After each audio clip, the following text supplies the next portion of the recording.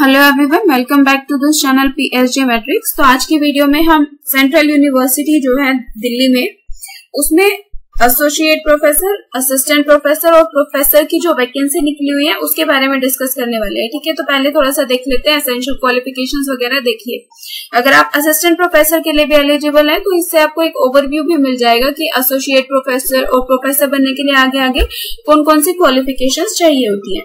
तो देखिए, जो प्रोफेसर बनने के लिए क्वालिफिकेशन होती है वो क्या होती है। एक तो पीएचडी डिग्री कंपल्सरीली होनी चाहिए जो भी एप्लीकेंट है उसके पास। फिर उसके पास जो है एटलीस्ट 10 रिसर्च पब्लिकेशंस होने चाहिए, और यूजीसी रेगुलेशन 2018 की अपेंडिक्स 2 में टेबल 2 दी हुई है जिसमें कि उनका मिनिमम रिसर्च स्कोर 120 बनना चाहिए, तब वो पर्सन या कैंडिडेट जो है प्रोफेसर की पोजीशन के लिए अप्लाई कर सकता है। प्रोफेसर की सैलरी देखिए आप 1,44,200 से लेके 2,18,200 तक रीच करती है।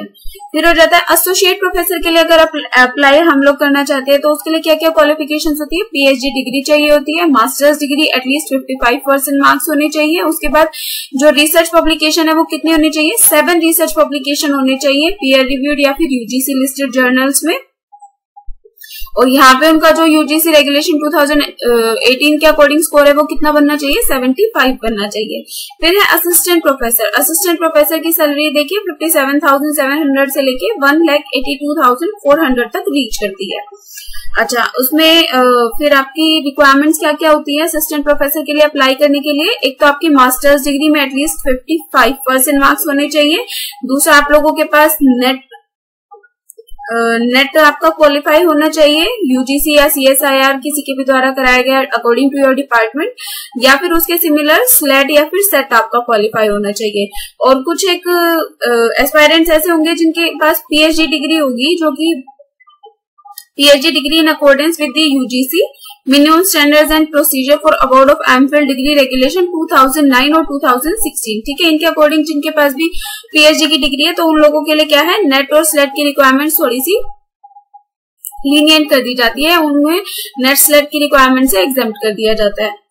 ठीक है, और इम्पोर्टेंट बात इसमें क्या है, देखिए अगर कोई कैंडिडेट ऐसा है जिसने की किसी फॉरेन यूनिवर्सिटी या फिर इंस्टीट्यूशन से पीएचडी की डिग्री ऑब्टेन करी हुई है, तो उस केस में क्या है कि जिस यूनिवर्सिटी से आपने वो डिग्री ऑब्टेन करी है वो यूनिवर्सिटी, ये 3 यूनिवर्सिटी रैंकिंग फ्रेमवर्क है। कौन कौन सा है, ये आपका क्यूएस है, फिर आपका टाइम्स हायर एजुकेशन है, उसके बाद आपका ARWU है। ठीक है, इन 3 यूनिवर्सिटी रैंकिंग जो ये अथॉरिटी है, इनके टॉप 500 की लिस्ट में वो यूनिवर्सिटी या फिर इंस्टीट्यूशन अगर आएगा तभी आपकी पीएचडी डिग्री वैलिड होगी, अदरवाइज नहीं होगी। और टाइम की कोई लिमिट नहीं है, किसी भी टाइम, मतलब ये लोग अपनी जो है टाइमली इशू करते हैं यूनिवर्सिटी रैंकिंग, तो किसी भी टाइम पे टॉप 500 यूनिवर्सिटी में वो जिस यूनिवर्सिटी से, फॉरेन यूनिवर्सिटी से आपने पीएचडी करी हुई है, वो टॉप 500 यूनिवर्सिटी में कभी ना कभी एग्जिस्ट करनी चाहिए, तभी वो आपकी जो पीएचडी की डिग्री होगी वैलिड कंसीडर की जाएगी।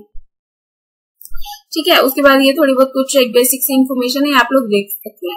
अच्छा, ठीक है, इसके बाद आपका आ जाता है कि पोस्ट कहाँ पे निकली हुई है, उनके लिए क्या क्या क्वालिफिकेशंस है। जो एसेंशियल क्वालिफिकेशंस है वो ऊपर मेंशन कर दी गई है, यहाँ पे थोड़ा सा और उसको दिया हुआ है, फिर से रिपीट करके या थोड़ा सा स्पेसिफाई करके दिया हुआ है कि कौन से डिसिप्लिन में किस एरिया में उन्हें स्पेशलाइजेशन चाहिए। साथ ही साथ ये भी बताया हुआ है कि किस रैंक की जॉब है, असिस्टेंट प्रोफेसर की है, एसोसिएट प्रोफेसर की है, फिर प्रोफेसर की है, और कौन कौन सी कैटेगरी के लिए जॉब्स निकली हुई है। ठीक है, तो इसको आप गो थ्रू कर सकते हैं और अकॉर्डिंगली देख सकते हैं कि आपके लिए कौन सा डिपार्टमेंट सूटेबल है, कौन सी कैटेगरी से आप बिलोंग करते हैं, और कौन सी आपके पास स्पेशलाइजेशन है, और कौन सी पोस्ट के लिए आप एलिजिबल हैं अप्लाई करने के लिए। डिफरेंट स्कूल्स में निकले हैं, स्कूल्स ऑफ इंटरनेशनल स्टडीज हो गया, फिर आपका लिटरेचर एंड कल्चरल स्टडीज हो गया। ठीक है, तो ये आप लोग इस एडवर्टाइजमेंट से गो थ्रू कर लीजिएगा। इसका लिंक जो आपको डिस्क्रिप्शन बॉक्स में प्रोवाइड कर दिया जाएगा एडवर्टाइजमेंट का।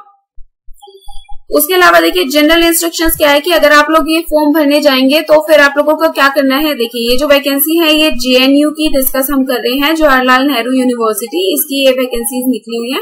तो अगर आप लोगों को अप्लाई करना है तो या तो आप इस पोर्टल पे जाके अप्लाई कर सकते हैं, online applications will be accepted. ठीक है, उसके बाद में ये सिंपल सी बात है कि आपके जो भी फोटोग्राफ है, स्कैन कॉपीज वगैरह है, वो सब आपके पास होनी चाहिए। एनओसी, अगर आप कहीं पे ऑलरेडी काम कर रहे हैं तो एनओसी आपको प्रोवाइड करना पड़ेगा। Net certificate, PhD, MPhil, masters degree, और आपके अगर रिसर्च पेपर्स पब्लिश्ड है, वो जो भी सर्टिफिकेट आप क्लेम करते हैं उनकी आपको क्या करनी पड़ेगी, स्कैन कॉपी अपलोड करनी पड़ेगी। उसके बाद ये कुछ बेसिक पॉइंट्स है, ये आप लोग पढ़ेंगे तो आपको पता चल जाएगा, कुछ इतना इम्पोर्टेंट है नहीं। उसके बाद देखिए कि अगर मान लीजिए कोई कैंडिडेट जो क्लेम कर रहे कि उनके रिसर्च पब्लिकेशंस है, तो उन कैंडिडेट्स को अंडरटेकिंग देनी पड़ेगी कि जो भी उनके रिसर्च पब्लिकेशंस है वो प्लेजरिज्म से फ्री है, उनमें कोई भी प्लेजरिज्म नहीं है। अगर इन फ्यूचर भी उनमें कोई प्लेजरिज्म पाया जाता है तो आपका ये जो कैंडिडेचर होगा या फिर सिलेक्शन होगा, ये क्या हो जाएगा, कैंसिल हो जाएगा या फिर रिजेक्ट हो जाएगा। तो जो भी आपका ऑथेंटिक वर्क है उसी को आप लोग कोट कीजिएगा यहाँ पे। और देखिए अब जो भी शॉर्टलिस्टेड कैंडिडेट्स हैं उनको इंटरव्यू के लिए कैसे कॉल किया जाएगा, उनके पास या तो एसएमएस सेंड कर दिया जाएगा या फिर ईमेल के थ्रू उनको ये इन्फॉर्मेशन मिल जाएगी।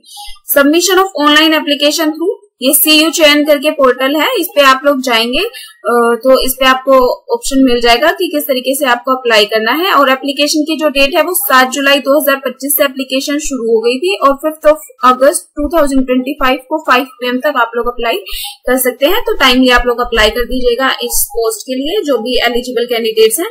एप्लीकेशन फी की अगर हम बात करें तो देखिए वैसे तो एप्लीकेशन फीस कितनी है, 2000 रुपीज है from candidates belonging to general, OBC या फिर EWS कैटेगरी। ठीक है, इन कैटेगरी के जो भी कैंडिडेट है उनको 2000 रुपीज की फीस सबमिट करनी पड़ेगी अप्लाई करने के लिए। उसके अलावा जो भी SC category, ST category, PWD category के हैं और उसके अलावा विमेन कैंडिडेट्स जो भी हैं उनके लिए कोई भी एप्लीकेशन फी चार्ज नहीं की जाएगी, वो लोग सिंपली अप्लाई कर सकते हैं। उसके अलावा अगर आप लोगों की कोई भी क्वेरी होगी, किसी भी तरीके की आप लोग इंक्वायरी करना चाहते हैं, कोई भी आपको प्रॉब्लम आती है फॉर्म फिल करने में या किसी भी तरीके की, तो ये आपके लिए हेल्पलाइन नंबर्स हैं, इन पे आप लोग कांटेक्ट कर सकते हैं और अपनी क्वेरी को रिजोल्व करा सकते हैं। तो ये थी आपकी सेंट्रल यूनिवर्सिटी जो कि जवाहरलाल नेहरू यूनिवर्सिटी है उसकी वैकेंसीज। एडवर्टाइजमेंट नंबर 73 2025 है। तो जो भी कैंडिडेट्स एलिजिबल हैं वो अपनी जाके इस पोर्टल पे और अपने एप्लीकेशन फॉर्म्स फिल कर सकते हैं। तो आज की वीडियो में बस इतना ही। Thank you for watching this video. इस वीडियो को ज्यादा अगर वीडियो पसंद आती है, हेल्पफुल लगती है, इन्फॉर्मेशन आपको हेल्पफुल लगती है तो हमारी वीडियो को लाइक करें, शेयर करें और चैनल को सब्सक्राइब करें। Thank you for watching this video.